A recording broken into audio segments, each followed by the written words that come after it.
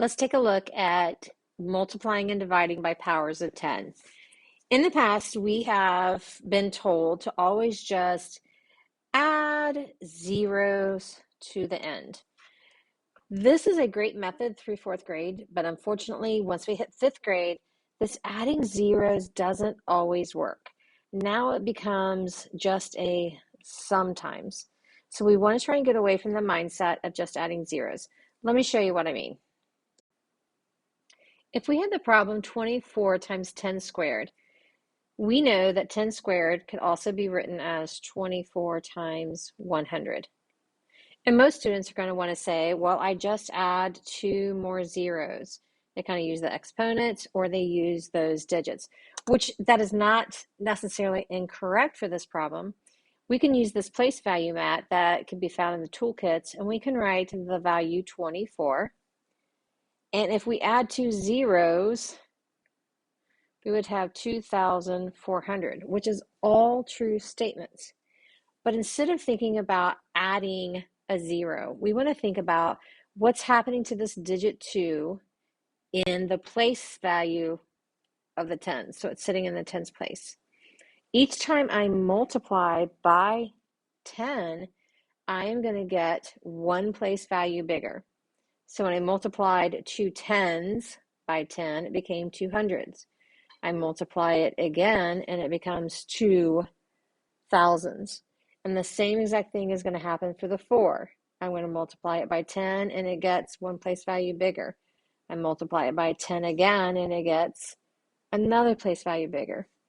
We only have to add these two zeros as placeholders. So this works. It works, right? Let me show you when it won't work.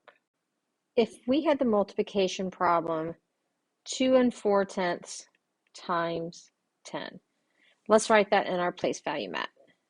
I have a 2 in the ones place and a 4 in the tenths. When I multiply by 10, I don't add a 0 to that. My answer does not become 2 40/100ths. This would be incorrect. And so adding a 0 is not going to help me derive or arrive at the correct answer. Instead, I want to think about, I need this 2 to get one place value bigger for each time I multiply by 10. So now my 2 would go in the tens place. This 4 in the tenths, I need it to get one place value bigger. So it's going to go to the ones place. No zeros were required at all in this situation. So we just want to be very careful about our wording, that we aren't adding zeros. We are actually moving to different place values. 10, the opposite is going to occur. And a lot of times students will be like, oh, if I divide by 10, I can just cancel this 0. That's true. That 750 is 75. 750 divided by 10 is 75.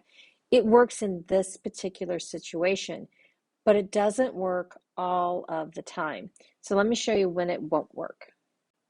If I have the problem 750 and I'm dividing by 10 to the third power. 10 to the third power is the same thing as dividing by 1,000. It's 10 times 10 times 10. Well, I don't have 3 zeros to mark off, so a student can start to get confused if I just cross off zeros. Well, I don't have enough zeros to cross off. So let's think about this in our place value chart again. I have a 7 in the hundreds, a 5 in the tens, and a 0 in the ones. Each time I divide by 10, I'm going to get one place value smaller. It's the opposite of multiplying. They're going to get smaller in place values. So every single digit for 10 to the third, this digit 7 is going to get one place value smaller, two place values smaller, and a third place value smaller. So my 7 is going to move all the way down to the tenths.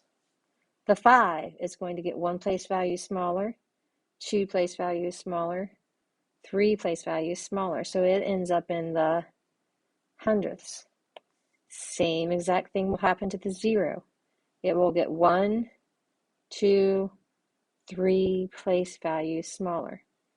I have my decimal point and a 0 in the holes, and I have 750 thousandths.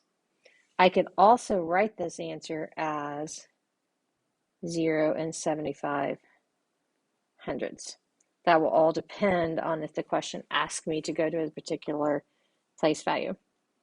All right, so when we're multiplying and dividing by powers of 10, we want to think about the place value pattern that creates.